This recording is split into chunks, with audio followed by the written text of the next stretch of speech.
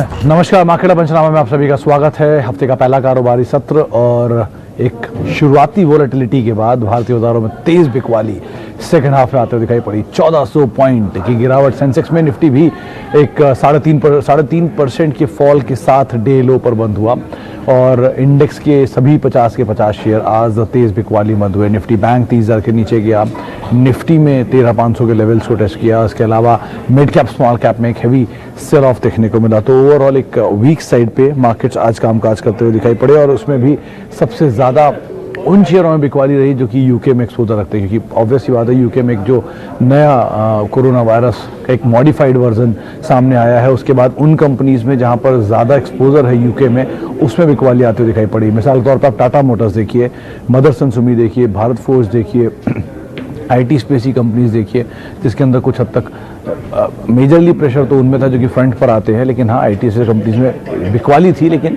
इतनी ज़्यादा नहीं जितनी बाकी स्टॉक्स में आते हुए दिखाई पड़ी। लेकिन हाँ एक सेल ऑफ का दिन, एक हैवी सेल ऑफ का दिन रादर देखने को मिला। कुछ समय तक मार्केट ने होल्ड किया, जैसे कि रिलायंस जैसे शेयरों ने सपोर्ट किया मार्केट को, लेकिन बाद में वहाँ पर भी सेल ऑफ आया और हायर लेवल से 6% तक हैवी वेट्स टूटते हुए दिखाई पड़े। रिलायंस जैसा शेयर जो कि 2-3% ऊपर था, वहाँ से वो 2-3% नीचे पहुँचा, तो उनमें बिकवाली थी।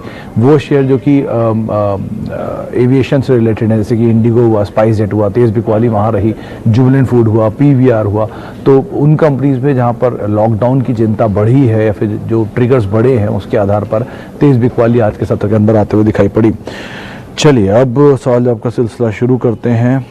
Best stock to buy in correction. Mittal साहब अभी रुक जाइए, थोड़ा सा मार्केट और नीचे आपको मिले तो बहुत अच्छे स्टॉक जो कि रिलायंस जैसा स्टॉक हैवी वेट है, अच्छे दाम पर है और नीचे मिलता तो अच्छी कंपनी है, या वो स्टॉक देखिए जो लगातार परसिस्टेंटली करेक्शन दिखा रहे हैं, उनको आप पिक कर सकते हैं। यहाँ पर जिन्होंने एक अच्छे फॉल दे दिया है हायर लेवल से, उनको आप पिक करिए, वो ज़्यादा बेटर है। लेकिन हाँ एक्यूमुलेट वाली रणनीति रखिएगा, एक साथ आउटराइटली पैसा मत डालिएगा बाजार में, हो सकता है थोड़ा और फॉल मिले तो ज़्यादा अच्छा एवरेज आपको नीचे मिल जाएगा।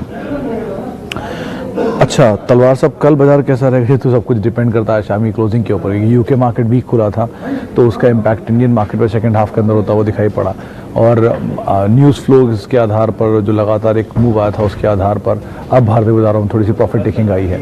तो ठीक है, इतनी बड़ी तेज़ी के बाद दिसंबर भर की थोड़ी सी प्रॉफिट टेकिंग तो बनती भी है, तो अगर नीचे मिल भी जाता है तो एक अच्छा मौका अभी भी मार्केट में रहेगा। आप एक्यूमुलेट कर सकते हैं, अच्छे शेयर सस्ते दाम पर मिले, इससे बढ़िया चीज़ क्या रहेगी। अच्छा आगे बढ़ते हैं। सुमित जी का सवाल है कि स्पाइस जेट बाय करना चाहिए। सुमित जी देखिए, कल मतलब आज स्पाइस जेट 10% के लोअर सर्किट बंद हुआ है। आप कल शायद शुरुआती कारोबार में थोड़ा और प्रेशर यहाँ पे आता हुआ देख सकते हैं, लेकिन हाँ 88 रुपये के आसपास अगर आपको ये शेयर मिलता है तो आप ज़रूर बाय कर सकते हैं। कारोबार तो एंड ऑफ द डे ठीक ही चल रहा है कंपनी का so far. News flows negative हैं वो यूके की वजह से। अब buy on rumour sell on news जैसे हो रहता है, उस तरह sell on rumour buy on news है। वो खबर सुबह से ही थी मार्केट में कि कोई मीटिंग है और शायद बैन करी जा सकती है इनकी फ़्लाइट्स, और बैन हुई, वो खबर लास्ट में आई तो अब सर्किट लग चुका था। तो शायद कल एक इनिशियल रिएक्शन के बाद शेयर में पुल बैक आता हुआ दिखाई पड़े, तो आप देख सकते हैं स्टॉक में ऐसी कोई बुराई नहीं है एज ऑफ नाउ। अच्छा अंबुजा नीलेश साहब, कंपनी अच्छी है, 40 शेयर है आपके पास 252 पे, अगर 180 की रेंज में कहीं मिल रहा है तो आप ज़रूर इसमें ले सकते हैं। वैसे कंपनी बुरी नहीं है, सीमेंट की मतलब कंपनी वाइज में कोई प्रॉब्लम नहीं है। सेकंड लार्जेस्ट सीमेंट मैन्युफैक्चरर है इंडिया की, दोनों आईसीसी अंबुजा अगर मिला दो तो 72 मिलियन टन के आसपास की कैपेसिटी होती है, होलसेल की सब्सिडरी है दोनों। लेकिन ग्रुप वाइज अच्छा है, कंपनी वाइज अच्छी है, परफॉर्मेंस ठीक है, डिविडेंड पे ऑफ अच्छे हैं। लेकिन अगर आपको नीचे मिले तो आप एक्यूमुलेट करें, ऐसा नहीं है कि आउटराइटली खरीदें। तो आपको एक्यूमुलेशन की ही रणनीति हमेशा होनी चाहिए मार्केट में, चाहे वो तेज़ी हो चाहे वो मंदी हो। और ऐसे बाजार में तो और बेहतर है, आप 200 पे खरीदें, 190 पे खरीदें, 180 पे खरीदें, तो आपको ज़्यादा अच्छा रेट आएगा, तो आप उस हिसाब से इसमें रणनीति रख सकते हैं। अच्छा आगे बढ़ते हैं। मिसेस बेक्टर का अभी कहना मुश्किल है क्योंकि अभी तो सिर्फ अलॉटमेंट की डेट्स आएंगे, अलॉटमेंट के बाद क्या सिचुएशन। हाँ grey market premium wipe out हो सकता है थोड़ा सा, लेकिन वो लेटर ऑन द डे जो है या जब लिस्टिंग के करीब की सिचुएशन होगी उसके बाद कहना ज़्यादा बेहतर होगा। तो अभी आप एटलीस्ट फिलहाल तो वेट करें, जैसे जैसे सिचुएशन आगे बनती है, मिसेस बेक्टर की लिस्टिंग की डेट्स करीब आती हैं, उसके बाद क्या रणनीति होती है ग्रे मार्केट प्रीमियम पे, वो उस पर हम बातचीत कर लेंगे।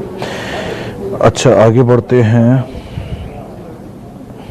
रोहित जी, अदानी गैस के साथ इशू बस यही है कि ऑलरेडी बहुत बड़ा तेज़ी दिखाया हुआ शेयर है आप खुद ही सोचिए कि डबल डिजिट से ट्रिपल फिर 4 डिजिट की तरफ चला हुआ शेयर है, इतनी बड़ी तेज़ी, साल का सबसे बड़ा परफॉर्मर है, उसके बावजूद प्रॉफिट टेकिंग तो बनती है। और अगर आपने ऊपर के लेवल पे खरीदे तो ऑब्वियसली बात है आप को कॉशियस स्टैंस रखना ही होगा, क्योंकि बड़ी तेज़ी वाला, अगर मिसाल के तौर पे अगर ताला जैसी बिकवाली इसमें भी आती है, 1000 रुपये का शेयर 600 आ गया, तो ऐसे अगर सेल ऑफ आता है तो शायद सिचुएशन बिगड़ सकती है। तो आप स्टॉप लॉसेस ज़रूर फॉलो करें। नीचे लिया हुआ है तो प्रॉफिट ले सकते हैं, एटलीस्ट पार्शियल ले लें, ताकि दोबारा आपको अगर वही भाव दिखे तो आपके पास सिचुएशन हो दोबारा एंटर करने की, तो आप उसके अकॉर्डिंग अपनी कॉल यहाँ पर ले सकते हैं। सीके सिन्हा साहब का सवाल है, आइडिया की एक्यूमुलेशन करना चाहिए। सिन्हा साहब, आइडिया ही क्यों, मतलब भारतीय क्यों नहीं कर सकते एक्यूमुलेट इस लेवल पर? सिर्फ छोटे दाम की वजह से आप उसको अगर एक्यूमुलेट करना चाह रहे हैं तो मत करिए। कंपनी के नंबर देख लीजिए, डेट देख लीजिए, आउटलुक देख लीजिए, सिचुएशन देख लीजिए, उसके बाद फैसला लीजिए। इस तरह का दाम अगर कंपनी का मिल रहा है आपको तो कोई वजह होगी जो बाजार ये दाम दे रहा है, तो उस वजह को समझिए, उसके बाद वो फैसला लीजिए। कोई भी चीज़ महंगी है तो वजह है इसलिए महंगी है, कोई चीज़ सस्ती है तो उसकी वजह है इसलिए सस्ती है, तो आप उसको समझिए और उसके बाद फैसला लीजिए। नंबर्स ठीक हो जाए तो आप उसमें ज़रूर एंटर करिए, कोई दिक्कत नहीं है। नंबर सो फar ख़राब है, डेट काफ़ी ज़्यादा है, वो ईज आउट हो जाए, सब्सक्राइबर लगातार घट रहे हैं मंथ बाय मंथ, तो जो सब्सक्रिप्शन अगर हर 3 महीने में इनके सब्सक्रिप्शन घट रहा है, सब्सक्राइबर घट रहे हैं 20 लाख, 25 लाख, 30 लाख, तो वो शायद नंबर्स में आएगा क्वार्टरली, तो क्वार्टरली रिफ्लेक्शन में आएगा, तो ऑब्वियसली बात है नंबर्स भी वीक ही आएंगे। तो आप इसमें जाने की बजाय अच्छे स्टॉक में जाइए, थोड़ा पीसफुली रहेंगे, ज़्यादा बेहतर है। अच्छा, आगे बढ़ते हैं। सीजी पावर 49 रुपये 2500, सर थोड़ा एक्यूमुलेट कर, मतलब थोड़ा कंसोलिडेट कर सकता है 38 रुपये की रेंज में, क्योंकि एक तरफा तेज़ी दिखाई है 16 रुपये से, थोड़ा कंसोलिडेट करेगा। इस क्वार्टर के नंबर्स को आप ज़रूर नज़र रखिएगा, लास्ट क्वार्टर के नंबर साउंड थे, लॉस से प्रॉफिट में आया था। अगर सीक्वेंशियल बेसिस पे वो नंबर और बेटर होता है या उस तरह का भी रहता है तो भी इस कंपनी को आप होल्ड कर सकते हैं। लेकिन अगर नंबर मतलब बहुत ज़्यादा डिस्टॉर्ट नहीं होता है, वापस मुनाफे से घाटे में नहीं जाती है, तो सिचुएशन अलग है। लेकिन अगर ये मुनाफे में रहती है, यहीं के आसपास नंबर आते हैं, तो कोई दिक्कत नहीं, आप बने रह सकते हैं। अच्छा, JK cement beat Shree cement in future. Pandey साहब, एक स्टडी तो ये कहती है, क्योंकि देखिए जेके सीमेंट की कुल इक्विटी जो मार्केट में है वो करीब 7.5 करोड़ शेयर है, और श्री सीमेंट के जो कुल इक्विटी मार्केट में है वो 3.5 करोड़ शेयर है, यानी कि दोगुना, श्री सीमेंट से दोगुना इक्विटी जो है वो जेके सीमेंट का है। कैपेसिटीज़ दोनों की अभी थोड़ी दूर है, लेकिन जेके अपनी नई कैपेसिटी ऐड कर रही है, वो कैपेसिटी ऐड होने वाला श्री के आसपास आ जाएगा। तो अगर यही कैपेसिटी मेंटेन करते हैं, वही तरह का प्लेटफॉर्म रहता है, तो बाजार शायद वो दाम दे। हाफ भी इक्विटी को अगर मान के चले तो भी 25,000 अगर श्री है तो 12,000 तो जेके आ ही जाएगा। कंपनी बुरी नहीं है, आपको सही दाम पर मिले, आप ज़रूर एक्यूमुलेट करें। समय ले सकता है लेकिन शायद रिटर्न अच्छा देगा, तो आप उस हिसाब से फैसला लीजिएगा। मदरसन पे कदम साहब, ये करीब इनका सबसे बड़ा क्लाइंट फॉक्सवैगन ग्रुप है, ये आप जानते ही हैं। करीब 30% के आसपास के रेवेन्यूज़ आते हैं, बीटा वाइज भी बहुत बड़ा बीटा है, वहाँ से उठाते हैं। तो मदरसन जर्मनी बेस्ड इनकी फॉक्सवैगन क्लाइंट है, तो जर्मनी में यूके लॉकडाउन की बातचीत है, इसलिए बाजार ने स्टीपली इसको फॉल दिया। वैसे डेट वाइज कंपनी का थोड़ा बड़ा हाल है, थोड़ा बुरा हाल, लेकिन अदरवाइज कंपनी बेटर है, पुरानी है, क्रेडिबल है। तो आप फिलहाल तो बने रहें, नीचे कहीं दिन मिले तो आप उसके हिसाब से अपना फैसला ले सकते हैं। शुभांकर राज जी कह रहे हैं कि डेल्टा कॉप पे बने रहें, प्रॉफिट ले लें। राज साहब, कुछ दिन पहले मेहराबून ईरानी साहब आए थे, उन्होंने कहा था कि कंपनी अच्छी है। आज बिकवाली इसलिए आई क्योंकि ये लॉकडाउन की बातचीत दोबारा उठ रही है, यूके वाली, और उसका इम्पैक्ट है। लेकिन इंडियन मार्केट में अगर आप देखेंगे तो सो फार ऐसा कुछ दिख नहीं रहा। अभी तो सब लोग गोवा भी जा रहे हैं, कसिनोज भी चल रहे हैं, वीकेंड की बुकिंग भी पूरी डन है, तो नंबर वाइज से सिचुएशन ठीक ही रहेगी। आगे का सिचुएशन कैसा बनता है वो डिपेंड करता है। लेकिन हाँ, आपके पास अगर प्रॉफिट है तो आप एटलीस्ट ये कर लीजिए, पार्शल लेकर निकल जाइए, पार्शल में बने रहिए, ताकि प्रॉफिट भी बुक हो जाए और आपका पोजीशन भी रहे। दोनों तरह की सिचुएशन को आप प्ले कर पाएं, और दोबारा आपको अगर उस दाम से नीचे कहीं मिल जाए तो आप एंटर कर जाए, री एंटर कर जाओ, ज़्यादा बेटर ऑप्शन रहेगा। अच्छा, आगे बढ़ते हैं। Pidilite, united spirits, HUL for 20 years. Rajesh ji, बिल्कुल परफेक्ट चॉइस है, कोई दिक्कत नहीं तीनों में, ना पीडीलाइट में, ना यूनाइटेड स्पिरिट्स में, ना एचयूएल में। लेकिन 20 साल मतलब 20 साल है, 20 साल में ऐसे कई फॉल आपको देखने को मिलेंगे, इससे बुरे फॉल भी देखने को मिलेंगे। घबराइएगा मत, ऐसे फॉल में एक्यूमुलेट करिएगा। ये वो स्टॉक हैं जो वेल्थ क्रिएट करते हैं, पीडीलाइट, यूनाइटेड स्पिरिट्स और एचयूएल। और अच्छे नाम भी हैं, आप अलग अलग सेक्टर चुन सकते हैं। आईटी से टीसीएस हो गया, एचडीएफसी बैंक हो गया, एचडीएफसी लाइफ हो गया, इस तरह की कंपनी को आप ऐड कर सकते हैं। लेकिन हर फॉल में खरीदारी करिएगा, किसी भी तरह की मार्केट वॉइसेस को अवॉइड करते चलिए, कंपनी अच्छी है। जब तक इनके नंबर्स खराब नहीं हो रहे, कंपनी अच्छी है। नंबर्स इनके सही हैं सो फार, सालाना आधार पर नंबर देखते रहिए और इनके साथ बने रहिए, वो ज़्यादा बेहतर रहेगा। अच्छा जी, आगे बढ़ते हैं। टाटा मोटर बर्गर किंग पर एंट्री कब करें? देखिए, बर्गर किंग में आज जो लोअर सर्किट लगा है, इसके बाद अगर कल आपको एक और लोअर सर्किट मिलता है तो वहाँ पे आप एक्यूमुलेट कर सकते हैं, ऐसी कोई दिक्कत नहीं है। लॉस मेकिंग है लेकिन एक्सपैंड कर रही है, इसलिए नंबर्स कैसे आएंगे क्वार्टर के वो देखना होगा। प्रोडक्ट इनका अच्छा है मैकडॉनल्ड के कंपैरिजन में, तो सो फार समय अगर आप देंगे तो आप ले सकते हैं। आप ये ना भूलें कि 112 रुपये के लेवल पर इसमें जो बाज़ार के बड़े जानकार हैं उन्होंने पैसा डाला है, तो 112, 120 इस रेंज में कहीं मिल जाए, 125, तो आप इसको देख सकते हैं। लेकिन एक्यूमुलेशन शुरू करिएगा, कोई भी पोजीशन आउट राइटली मत लीजिएगा।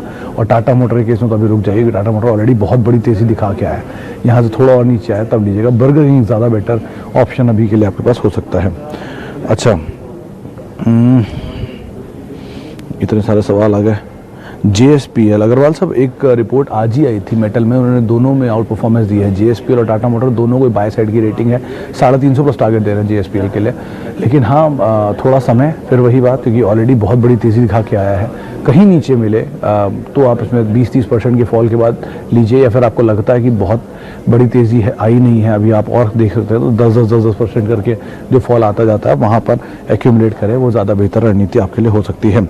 चलिए एक आखिरी सवाल और ले लेते हैं। रिलायंस पे खालिद शेख साहब का सवाल है। हाँ, रिलायंस के लिए कोई दिक्कत नहीं है सर, कारोबार में एटलीस्ट इशू अभी नहीं है कोई भी, और 4 बड़े वर्टिकल, इंडिया की मेगा कंपनी, जायंट कंपनी आपको सस्ते दाम पे मिल रही है, तो आप एक्यूमुलेट कर सकते हैं, कोई ऐसा इशू नहीं है। लेकिन फिर वही शेख साहब कि आप कोई भी खरीदारी किसी भी स्टॉक में करें जो आपको पसंद आ रहा है, तो उसे हर महीने के तौर पर खरीदारी करें, लंबी अवधि के लिए रखें, अच्छा पैसा बन के दे सकता है।